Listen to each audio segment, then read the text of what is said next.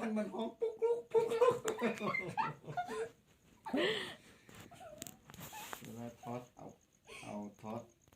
เอาไข่ลงไปเป็น เอาเดินๆเด้อๆเนี่ย เอาไข่ลงไปเสียงมันจะดังว่าปุ๊ก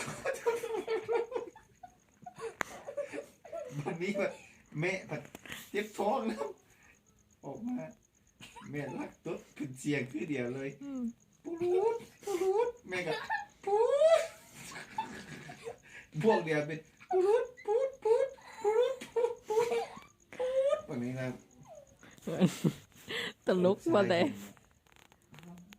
เสียงไข่มันคือเป็น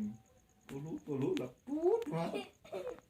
พี่เจแม่เป็นงูแล้วว่าเป็นตุ๊ดไข่กันเป็นตุ๊ดกบเกลืองเสียงไข่เอามากินแล้วมันกินทุกโอ้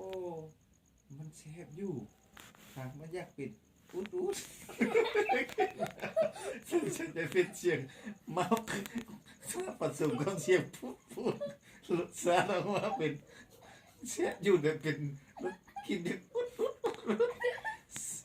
สัตว์เลยกินนี้มันอุดมาเต็มเรือนครัวแล้วมันติดมาในกินไก่